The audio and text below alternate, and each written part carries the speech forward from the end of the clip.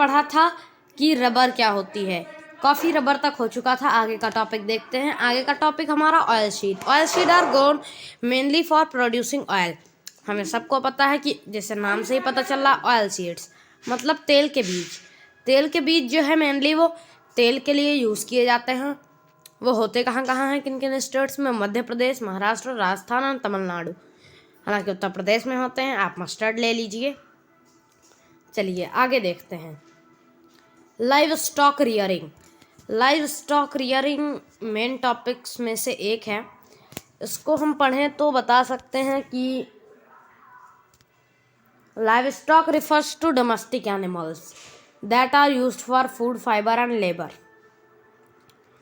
Live stock मतलब जीव जंतु कह सकते हैं, वो डोमेस्टिक एनिमल्स को रेफ़र करता है और जो कि अपने यूज़ के लिए यूज़ किया जाता है, चाहे वो फूड हो, चाहे वो फाइबर हो, चाहे वो लेबर हो। चलिए ये देखिए, आप देख रहे होंगे, that is a definition of livestock. Livestock refers to domestic animals that are used for food, fibre and labour. चलिए जितना तो है, जिससे एग्रीकल्चर की सिंपल डेफिनेशन हम आपको बता दें तो agriculture is a branch of science that deals with the study of growing crops and rearing live stock. बिल्कुल सेम टू सेम यही होता है। फिलहाल यहाँ पर तो कुछ और दी हुई थी। अब बात करें, for example oxen and bullocks are domesticated to plough agricultural fields and pull carts. जो बैल होते हैं वो किसी भी गाड़ी, बैलगाड़ी को खींचने में हेल्प अप करते हैं, ठीक, और जोतने या फिर मयाने के भी काम आते हैं, यानी प्लगिंग और लेवलिंग के भी काम आते हैं। Cows give milk. गायें मिल्क यानी दूध देती हैं। Milk is use to make curd. जो दूध होता है वो दही, मक्खन, पनीर, घी ऐसी चीज़ों को बनाने में काम आता है। Cattle waste is used for producing biogas and manure. Cattle waste means जो गोबर या फिर उनका टॉयलेट होता है वो बायोगैस और मैन्योर बनाने में काम आता है। We all know manure is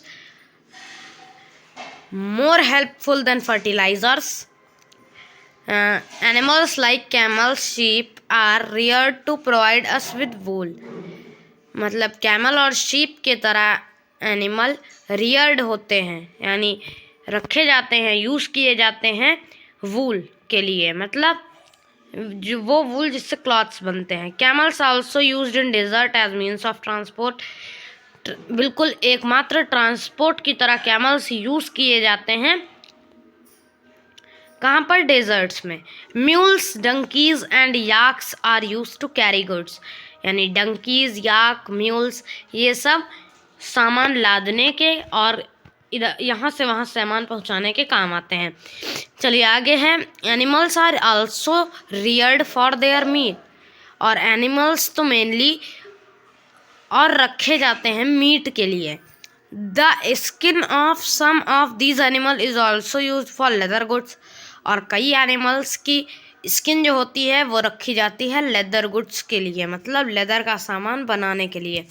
तो ये था हमारा पूरा लाइव स्टॉक रियरिंग का प्रोड्यूसमेंट कि क्या, क्यों हम लोग प्रोड्यूस करते हैं और क्यों रखते हैं।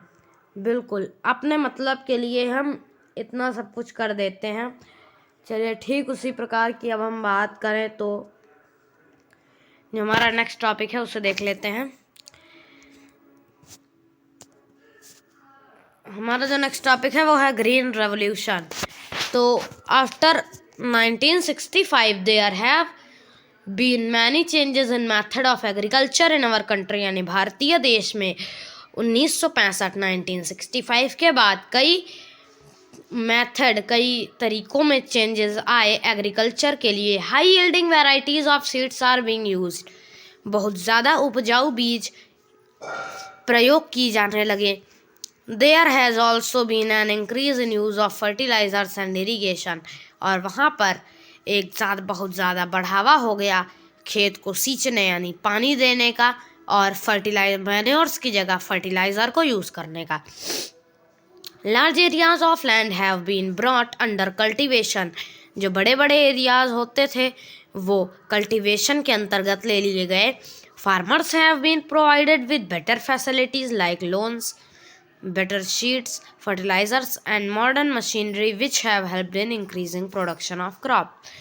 और किसानों को बहुत ज़्यादा सुविधाएं बहुत अच्छी सुविधाएं मिलने लगी, जैसे लोन मिलने लगा खेतों पर, अच्छे से अच्छे बीज मिलने लगे, फर्टिलाइज़र्स मिलने लगी और ऐसी ऐसी मॉडर्न मशीनरीज मिलने लगी, मॉडर्न चीज़ें मिलने लगी जो प्रोडक्शन ऑफ क्रॉप में बढ़ावा करती थी। All this has made India self sufficient in the production of food grains, और यही सब भारत को एक सेल्फ सफिशिएंट बनाता है फूड ग्रेन्स के मामले में।